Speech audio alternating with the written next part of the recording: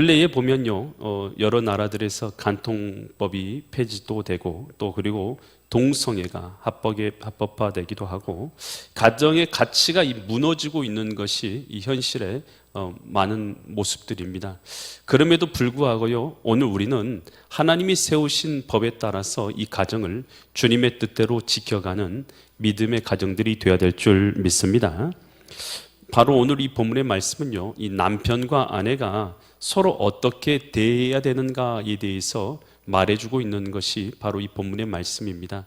과연 이 말씀을 통해서 하나님께서 이 시간도 우리에게 무엇을 깨닫게 하시고 또 무엇을 말씀하시는가, 나에게 주시는 하나님의 음성이 있는 은혜의 시간 되시기를 간절히 축원드립니다. 에베소서 5장 22절부터 24절 말씀인데요, 아내들이여 라고 했으니까 이것은 누가 들어야 될 말이겠습니까? 아내들이 들어야 될 말이에요. 아내들이여 자기 남편에게 뭐 하라고요? 복종하기를. 누구께 하듯 해요? 누구께요? 여기서 주께는 누구십니까? 예수님을 말합니다. 예수님을 내 마음에 모신 것처럼 남편을 내 마음에 주로 모셔드리라는 것이에요. 그래서 24절에서 이렇게 말합니다. 그러므로 교회가 그리스도께, 예수님께 복종하듯이 아내들도 범사에 자기 남편에게 뭐 하라고요? 범사에 복종할지니라. 아멘. 아멘. 여러분, 이 복종하라는 말을 들으니까 기분이 확 처음부터 상했어. 내가 남편에게 복종하며 살란 얘기냐, 이렇게 생각하실 텐데요, 여러분, 이 복종하는 것이 불합리하거나 죄에 빠지거나 악을 행하게 하는 그런 것에 복종하라는 뜻이 절대로 아니죠. 여러분, 예수님께서 우리를 악으로 인도하시는가요? 예수님께서 우리를 생명의 길로 인도하시는 줄 믿습니다. 여러분, 하나님께서는요, 가정 가운데서 이 남편을 통해서요, 여러분, 하나님 아버지의 모습을 보게 하셨어요. 그래서 자녀들이요, 누구를 통해서 하나님 아버지를 알게 되고 깨닫게 되냐 하면 바로 남편을 통해서 알게 되는 거예요. 하나님 아버지의 모습을요, 남편의 모습을 통해서 자녀들이 발견하게 되는 거예요. 여러분, 근데 그 시발점은 어디로부터 시작되냐 하면 아내로부터 시작된다는 것이에요. 그래서 남편을요, 예수 그리스도를 그렇게 모시듯이 남편을 내 마음의 주인으로 모셔야 된다는 거예요. 여러분, 이 믿음의 여인의 조상이 누구냐 하면 사라입니다.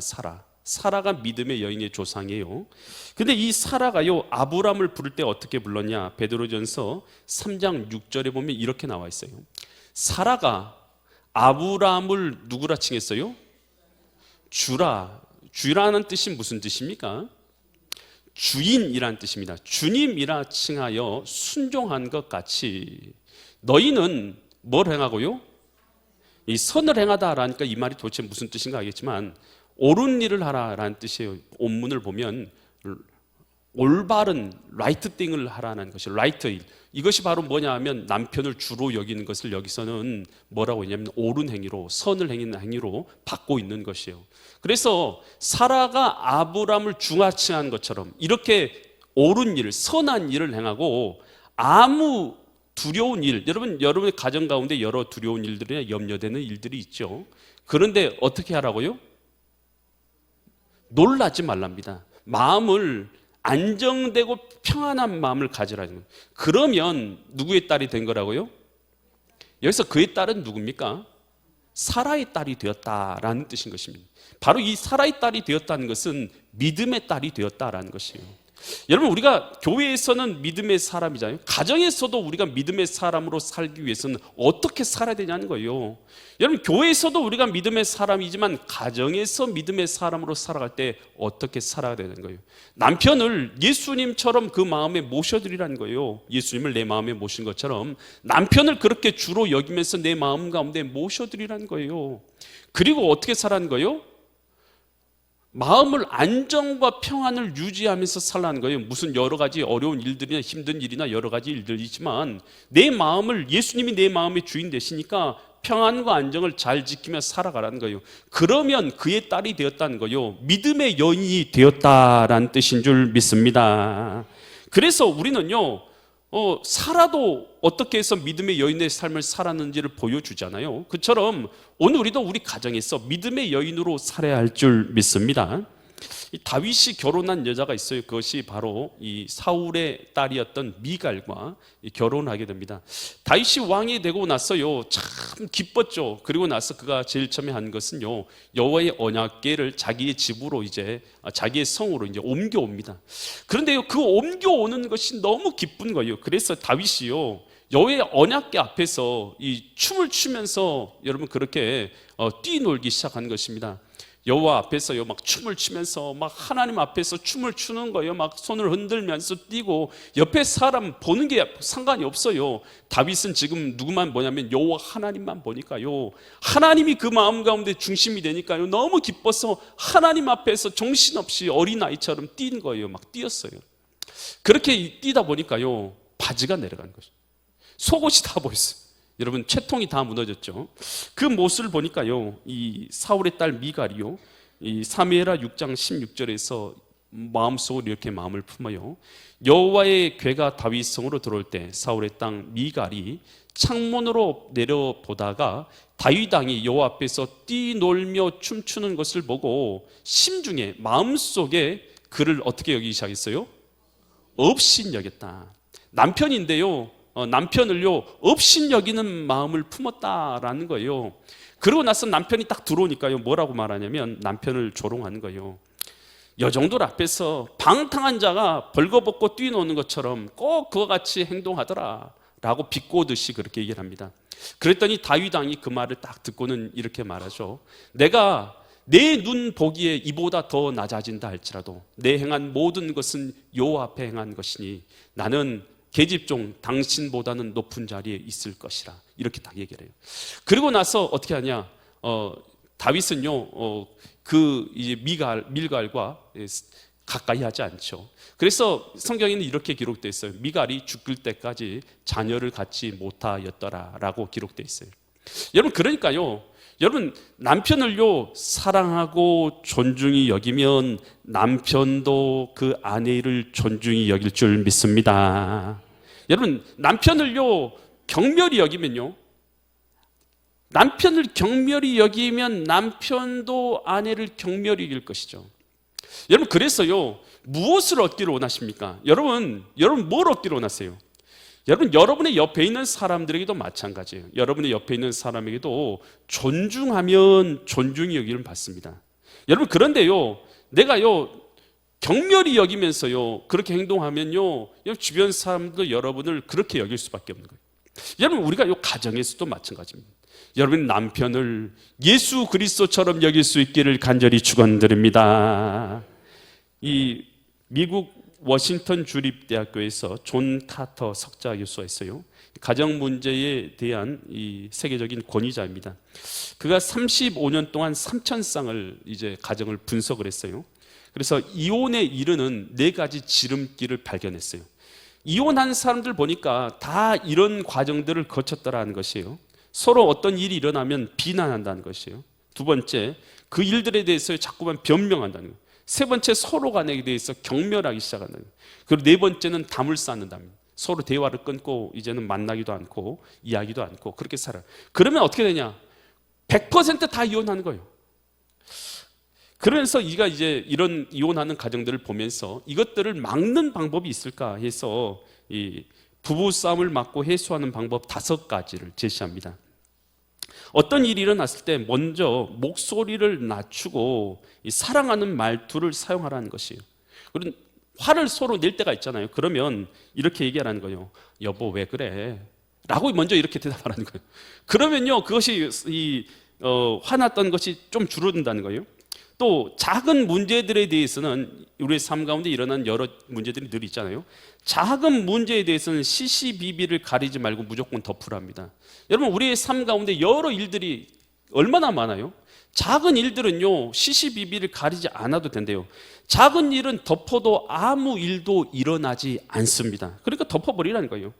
또 그리고요 하루에 3번씩 최소한 3번씩 감사의 표현을 하라는 거예요. 그래서 여보 감사해요, 여보 정말 고마워요 라고 말하는 거예요. 한번 따라서 해볼게요. 여보 감사해요. 여보, 정말 고마워요. 하루에 3번만 하랍니다. 3번만 해도 행복 지수가 높아져 가지고 이혼을 안 한답니다. 하루에 3번, 3번 많지도 않아요. 여보 감사해요, 여보 고마워요.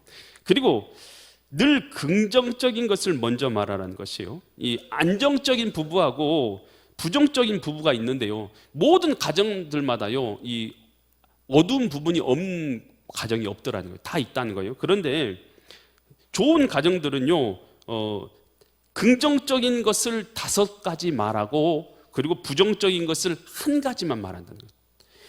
그러니까요 보통의 긍정적인 가정, 좋은 가정은요 긍정적인 면을 찾아서 5가지를 말하고 그 중에 1가지만 부정적인 면을 말한다는 거예요. 여러분, 그러니까요 지금 우리가 가정에서 말할 때요 부정적인 얘기를 많이 하는가 긍정적인 얘기를 많이 하는가를 돌아봐야 돼요.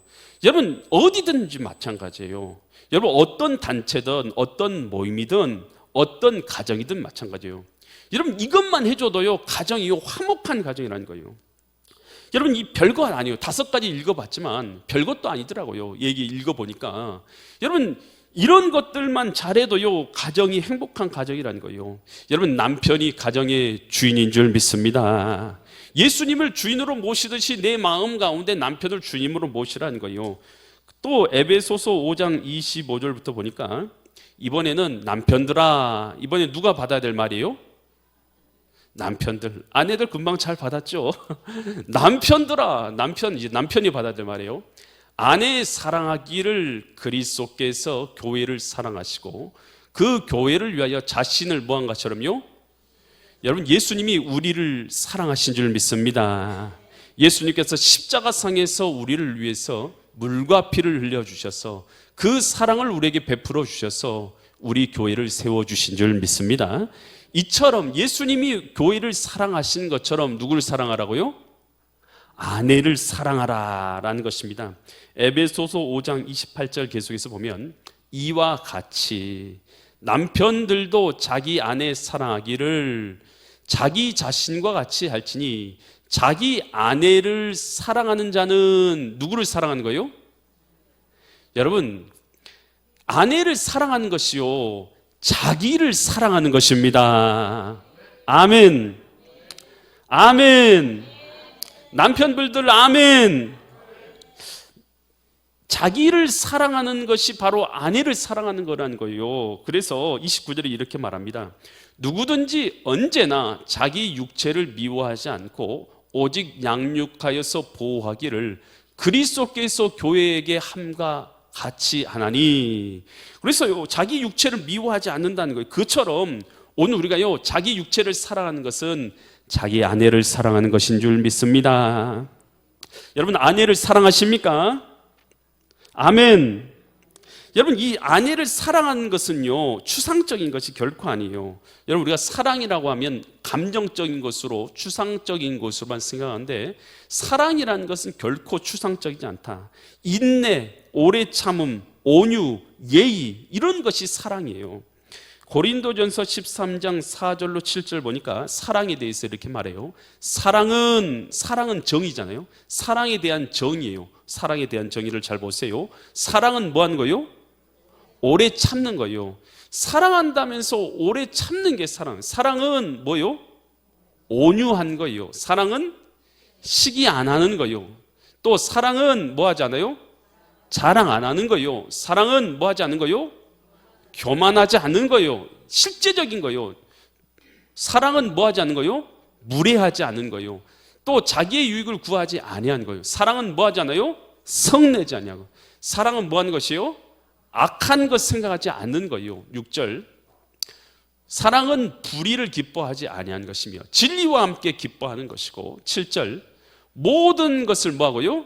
참고 모든 것을 믿고. 사랑은 믿는 거예요. 사랑은 모든 것을 바라는, 모든 것을 견디느니라. 아멘. 저는요 사랑은요 마음에서만 일어나는 것인 줄 알았어요. 마음으로만요 하고요 그리고 뭐 그렇게만 하는 것이 사랑이라고 생각하는데 성경에 쓰는 사랑은요 굉장히 실천적이에요. 오래 참는 것이요, 기다려주는 것이요. 사랑은요, 예의 있는 것이라는 거예요. 그래서요, 우리가요, 예의 없이 사랑하는 사람도 있잖아요. 여러분, 근데 예의 없이 사랑을 하면요, 상처받게는 남는 게 없어요. 여러분, 그래서요, 가정에서요, 우리가요, 할 수 있으면, 여러분, 가정에서도 그러고, 우리 공동체 가운데서도요, 예의를 지켜야 될 줄 믿습니다. 아멘. 이 양은순이라는 명지대 교수가요, 이 성경적 가정 생활을 위해서 부부간의 대화를 아름답게 이끌어갈 중요한 단어 4가지를 소개했어요. 4가지인데요. 한번 따라서 할게요. 미안해요, 괜찮아요, 고마워요, 사랑해요. 이 단어를요, 하루 동안에 잘 조합해서 써보라는 거예요. 그러면요, 가정이 행복해진답니다. 어떤 일이 일어났을 때에 뭐 잘못했으면 뭐라고 말하라고요? 미안해요 라고 말해요. 또 그리고 뭐 잘못한 거 있었으면 그 사람 미안하다고 하면 뭐라고 말해야 되겠어요? 괜찮아요. 그리고 뭐가 좀 잘하고 있어요. 그럼 뭐라고 말해야 돼요? 고마워요 라고 말해요. 그리고 우리가 자꾸 말해줘야 되는 거예요. 사랑해요. 따라합니다. 사랑해요. 이 단어를요, 잘 조합해서 써보라는 거예요. 그럼 가정이, 여러분, 사랑이 넘치는 가정이 될 수 있다는 거예요. 베드로전서 4장 8절에 이렇게 말해요. 무엇보다도 뜨겁게 서로 뭐하라고요? 사랑할지니 사랑은 허다한 죄를 덮느니라. 여러분, 이 남편들에게 말해요. 남편들은 아내를 사랑했는데 어떻게 사랑했냐면 예수님께서 교회를 사랑하신 것처럼 남편은 아내를 사랑이 될 줄 믿습니다. 사랑은 여러분 마음만이 아니에요. 실천이에요, 실천. 그래서요, 오래 참는 것이에요. 배려해 주는 것이에요. 또 예의를 갖춰주는 거예요. 이것이 사랑인 줄 믿습니다. 그러면서 에베소서 5장 31절에서 이렇게 말해요. 그러므로 사람이 부모를 떠나서 그의 아내와 뭐하라고요? 합하다. 이 합하다라는 단어가 이 프로스칼레오라는 단어를 썼어요. 이 프로스라는 것은 함께라는 뜻이고 칼레오라는 단어는 붙이다라는 뜻이에요. 여러분, 이 접착제 아시죠? 접착제 같은 걸로 이 종이 같은 거 붙여 보셨잖아요. 그것처럼 이 아내와 남편은 접착제처럼 하나다는 거예요. 그래서 이 둘이 한 육체가 될지다라고 이렇게 말하는 것이에요.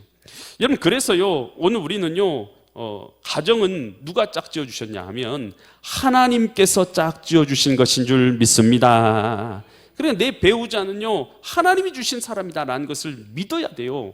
그리고 나서 여러분, 그 믿음으로 내 배우자를 바라봐야 돼요. 여러분, 저도요, 믿음이 떨어지면요, 다른 여자들도 보인단 말이에요. 여러분, 그런데요, 주님의 말씀이 내 마음 가운데 싹 들어오면 어떻게 돼요? 내 배우자만 보여요. 여러분, 이것은 누구나 마찬가지예요. 그래서요, 우리가요, 누구나 하나님의 말씀을 믿어야 돼요. 그리고 이 배우자는 내게 주신 배우자라는 것을 믿어야 될 줄 믿습니다. 마가복음 10장 9절에 이렇게 말해요. 그러므로 하나님이 뭐 있어요? 짝지어 주신 것을. 누가 짝지어 줬다고요? 누가 저 아는 사람이 소개팅 시켜줘서 나 만나게 한 건데, 이렇게 그래서 내가 결혼한 건데, 이렇게 생각하잖아요. 그거 아니라는 거예요. 주님께서 뭐라고 말하면 하나님께서 짝지어 주셨다. 여러분, 이 사실을 믿을 수 있기를 바랍니다. 내 배우자는요, 하나님이 짝지어 주신 것입니다. 히브리서 13장 4절에서 그래서 이렇게 말해요. 그래서 모든 사람은 결혼을 어떻게 여겨요? 귀히 여기라는 거예요. 결혼 그까짓 거. 여러분, 우리가요, 믿음이 떨어지면 그렇게 생각될 수 있어요. 그러나요, 주님께서 말씀하신 걸 들어야 돼요. 여러분, 세상은 어떻게 말할지라도 우리는 결혼을 귀히 여겨야 될 줄 믿습니다. 그래서 침소를 더럽히지 말라. 이것은 무슨 말이냐면 서로에게만 만족하면서 살아가라라는 것이에요. 잠언 5장 18절로 19절에서 이렇게 말해요. 잠언 5장 18절로 19절에서 내 셈으로 복되게 하라. 내가 젊어서 취한 아내를 즐거워하라. 19절. 그는 사랑스러운 암사슴 같고 아름다운 암노루 같으니 너는 그의 품을 항상 족하게 여기며 그의 사랑을 항상 연모하라. 여러분, 그래서요, 가정생활에서 배우자로 인해서요, 만족해야 돼요. 배우자는요, 누가 주셨냐면 하나님이 주신 줄 믿습니다. 이 사실을 믿어야 돼요. 그리고 배우자로만 만족해야 되는 것이에요. 여러분, 가정은요, 하나님이 주신 것을 알고요, 가정은요, 사랑의 마음을 갖는 것이요, 그 무엇보다도 중요해요. 이 오 헨리가 쓴 현자의 선물이라는 이 책이 있어요. 거기에 나와 있는 이 두 주인공이 델라라고 짐이라는 이 젊은 부부예요. 델라라는 이 여인은요, 참 아름다운 얼굴을 가졌는데 그뿐만 아니라 아름다운 머릿결을 가졌어요. 그래서 그 아름다운 머릿결이요, 다 주변 사람들에게 자랑이었어요. 정말 아름답고 윤기가 나고 또 빛이 나는 그런 머릿결이었어요. 또 그 남편도요, 이 하나 가지고 있었던 것이 있었는데 금시계 갖고 있었어요. 금시계. 아버님이 물려주신 금시계가 있었는데, 그런데 이 금시계 줄이 없었어요. 이 가정은요, 근데 참 가난한 가정이었어요. 그래서 이제 서로 그런데도 불구하고 사랑하며 살았던 가정인데, 근데 크리스마스가 다가온 거예요. 그런데 크리스마스가 다가오니까 이 델라가 마음속에 생각하기를 남편에게 좋은 선물을 해주고 싶어요. 그런데 남편이 아버지한테 받았던 금시계가 있잖아요. 그런데 금시계 줄이 없으니까 그 금시계 줄에 걸맞는 좋은 고급스러운 그런 시계줄을 사주고 싶은 거예요. 그래서 돈을 모았는데 돈이 모자란 거예요. 그래서 어떻게 할까라고 생각하다가 자기가 가지고 있는 머릿결을 팔아서, 머리를 잘라서 팔아서 남편의 이 시계줄을 사줘야지, 고급스러운 시계줄을 사줘야지 라고 마음먹게 돼요. 그래서 머리를 잘라가지고 자기가 모은 돈에 보태서 이 아름다운 이 고급스러운 이 시계줄을 산 것이에요. 그리고 남편에게 주려고 크리스마스를 기다리는 것이죠. 남편도요, 가다가 보니까 아내에게 좋은 선물을 사주고 싶은 거예요. 그런데 돈이 없어요. 그래서 뭐 어떻게 할까 하다 보니까 시계방 앞을 지나갔는데 자기가 가지고 있는 금시계가 딱 있거든요. 이것을 팔면 아내의 그 아름다운 그 머릿결에 정말 걸맞는 좋은 빛 세트를 사주고 싶다라는 생각이 들어서 그 시계를 팔아요. 그 시계를 팔아가지고 그리고 빛 세트를 산 것이에요. 그래가지고 크리스마스 그날 돼서 서로가요, 선물을 서로에게 준 거예요. 서로에게 선물을 딱 줬는데요, 선물을 딱 펴보니까요, 뭐가 들었어요? 남편은요, 선물을 펴봤더니 시계줄이 들었어요. 근데 시계가 있어요, 없어요? 시계가 없는데 시계줄이 있는 거예요. 또 아내는요, 선물을 펴봤더니 뭐가 있어요? 빛 세트가 있어요. 머리를 짧게 잘라버렸는데 이제는 더 이상 빛 세트도 필요 없는데 빛 세트가 들어있는 거예요. 그것을 보고는 아내가 펑펑 울어요. 펑펑 우는 거예요. 그 남편이 그 아내를 위로해줘요. 그러면서 이야기가 끝나게 돼요. 저는요, 이 이야기를 읽으면서 이런 생각이 들었어요. 여러분, 이 선물은요, 겉으로 보기에는 이제 더 이상 필요 없는 선물이 돼버렸잖아요. 아무 필요 없잖아요. 시계가 없는 시계줄이 무슨 소용이 있어요? 머릿결이 없는 빛 세트가 무슨 소용이 있겠어요? 아무 소용이 없죠. 하지만 그 선물 안에는요, 그들의 마음이 들어있는 무엇과도 바꿀 수 없는 소중한 선물인 줄 믿습니다. 가정이 이래야 되지 않겠어요? 여러분, 가정이요, 여러분, 많은 물질이 있어야지만 우리가 가정이 행복한 거 절대 아니에요. 가정에는요, 사랑의 마음이 있어야 될 줄 믿습니다. 잠언 17장 1절에서 이렇게 말합니다. 마른 떡 한 조각만 있고도 화목한 것이, 마른 떡 한 조각이라는 것은 가난한 가정인 것이죠. 그래서 아무 보잘것 없어도 이 화목한 가정이 되는 것이, 제육, 먹을 것 가득하고 좋은 것 가득한 집이 가득하고도 다투며 살아가는 것보다 나았다라고 말하고 있어요. 가정의 주일을 맞이해서 하나님께서는 우리 가정들이 어떠한 가정이 되어야 될까, 주님께서는 우리에게 말씀해 주고 계셔요. 여러분, 하나님이 원하시는 가정, 오늘 우리가 비록 이 세상 살아갈 때에 우리가 하나님의 자녀가 되었어도 여전히 우리 가정에서 여러 문제들이 늘상 일어나는 가정이지만, 그럼에도 불구하고 하나님이 원하시는 가정으로 이 땅 가운데서 믿음의 가정으로 세워야 될 가정의 사람들, 바로 우리가 책임 있는 사람인 것을 알고 우리 가정을 그렇게 세우기를 힘써 가시는 믿음의 거룩한 성도님들 되시기를 예수 그리스도의 이름 받들어 간절히 축원드립니다.